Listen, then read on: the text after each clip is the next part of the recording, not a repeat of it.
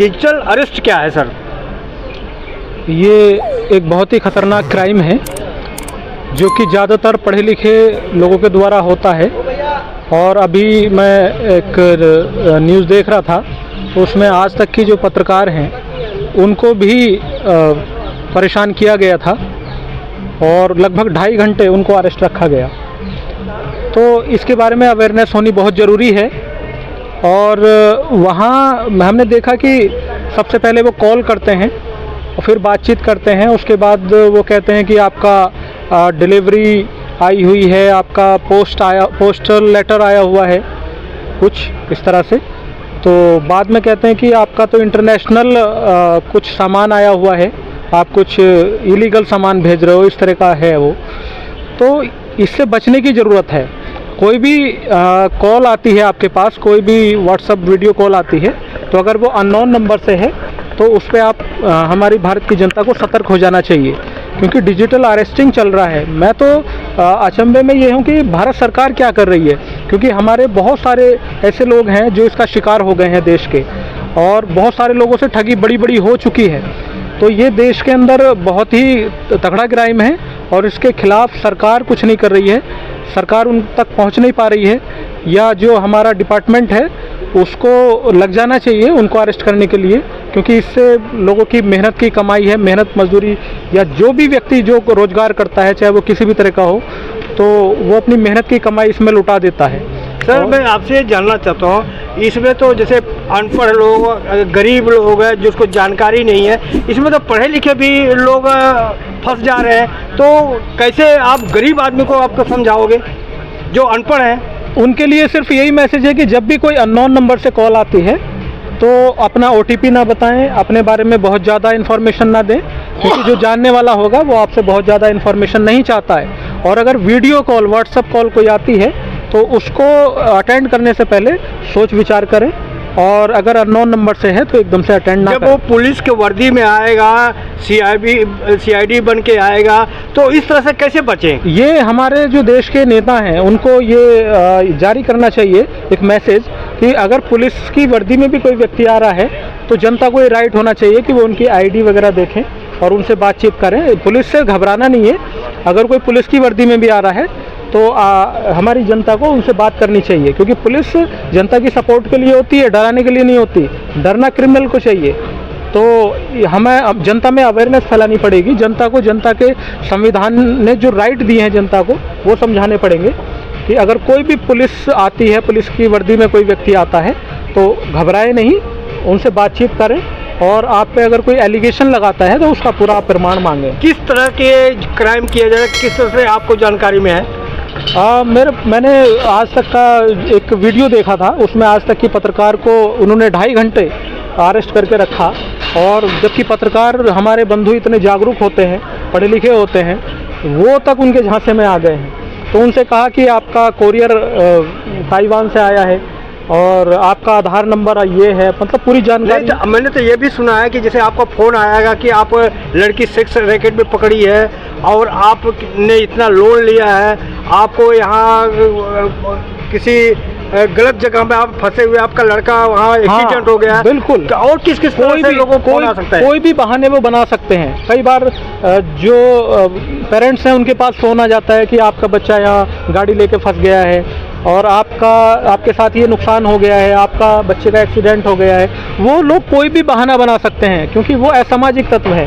तो उनके खिलाफ जागरूकता फैलानी चाहिए। और धन्यवाद आप सभी पत्रकार बंधुओं का कि आपने इस मुद्दे पे मेरे को बोलने का मौका दिया। और मैं भारत की जनता को ये आह्वान करना चाहता हूँ कि कोई भी अननोन नंबर से वीडियो कॉल आती है, कॉलिंग आती है, तो उसके प्रति सजग रहें, सतर्क रहें, और तुरंत अपने नज़दीकी जो पुलिस है उनसे संपर्क रखें अपना। सर मैं अगर देखिए कोई भी व्यक्ति किसी मोहल्ले में रहता है तो उसके आसपास पुलिस चौकी या पुलिस थाना होता है। अगर कोई बाहर से कोई कॉल करता है कि मैं फला स्टेट का हूँ या मैं दूसरे देश का पुलिसकर्मी हूँ, तो तुरंत उसकी इन्फॉर्मेशन अपने नज़दीकी पुलिस थाने में देनी चाहिए। और मुझे उम्मीद है कि पुलिस इसमें जनता का साथ देगी, क्योंकि ये साइबर जो रैकेट चल रहा है, इस पर मैं तो कहता हूँ कि भारत की जो इंटेलिजेंस एजेंसी हैं उन पर अलर्ट हो जाना चाहिए और इस पर तुरंत जल्दी से जल्दी रोक लगानी चाहिए। और सरकार के नाक के नीचे ये काम हो रहा है, देश के अंदर ये काम हो रहा है, जबकि कहते हैं बीजेपी वाले कि ये सजग सरकार है, मजबूत सरकार है, और वो कहते हैं कि डिजिटल सरकार है, ये टेक्नोलॉजी में बहुत आगे है। तो क्या खाक आगे है? लूटपाट बढ़ रही है आपकी टेक्नोलॉजी से, आप कंट्रोल नहीं कर पा रहे हो। आज मैं कुछ उल्टा बयान दे देता हूं तो वीडियो रोक दी जाती है, वो चैनल ब्लॉक कर दिए जाते हैं। लेकिन जब इतनी ठगी हो रही है, व्हाट्सएप पे ठगी हो रही है, डिजिटल अरेस्टिंग कर ले रहे हैं लोगों को, तो तब सरकार क्यों नहीं एक्शन ले रही है? क्या सरकार इनसे हिस्सा ले रही है? तो ये सोचने का एक विषय है। सर नेशनल सीक्रेट क्या होता है? सर मैंने ये शब्द आपको नया सुना है सर। ये नेशनल सीक्रेट, देखिए राष्ट्र की कुछ चीज़ें होती हैं, जैसे कुछ इंटेलिजेंस एजेंसी होती हैं, उनमें ये ट्रेनिंग होती है, क्योंकि हम लोग जब पढ़ाई करते थे तो उसमें ये सब बताया गया था। तो कुछ नेशनल अपने देश के कुछ सीक्रेट होते हैं जो कि खास आर्मी को पता होते हैं या कुछ ऑफिसर्स को हमारे पता होते हैं। देश में कई डिपार्टमेंट ऐसे भी होते हैं जो कि गुप्त रखे जाते हैं, तो उनकी जो जानकारी होती है उसी को नेशनल सीक्रेट कहते हैं। तो वो कहते हैं कि नेशनल सिक्योरिटी के पर्पज़ से हम कॉल कर रहे हैं या इससे कॉल कर रहे हैं, वो कॉन्फिडेंस में लेते हैं। बाद में वो इतना डरा देते हैं कि आपको अपनी चेयर में, अपने ही घर में आपको वो अरेस्ट कर लेते हैं, वो हिलने तक नहीं देते।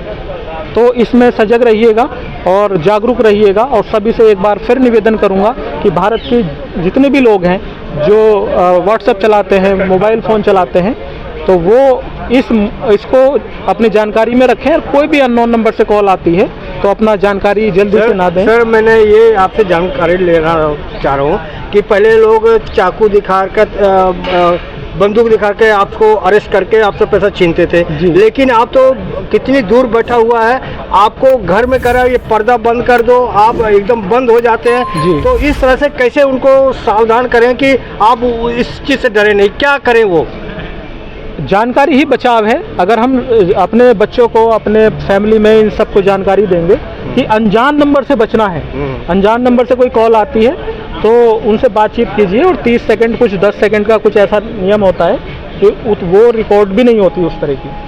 तो अपनी बहुत ज़्यादा जानकारी देने की ज़रूरत नहीं है। और कोई अगर संदिग्ध मामला है तो उस पर लापरवाही बिल्कुल ना करें, तुरंत अपने फैमिली को बताएं और अपने नज़दीकी जो पुलिस स्टेशन है उनकी मदद लें।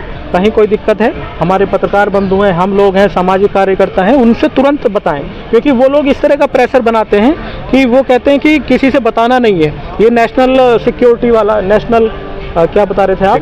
सीक्रेट का है, आपको बताना नहीं है इसके बारे में। अगर आप बताओगे तो हम आपको ऐसे फंसा देंगे, तो ऐसा कुछ नहीं होता है। और एक बहुत सारे तरीके चल रहे हैं। एक पीड़ित व्यक्ति आए थे हमारे पास, तो उन अननोन नंबर से एक वीडियो कॉल आई और जैसे ही उन्होंने ओके किया तो एक लड़की ने अपने कपड़े निकाल दिए उसमें।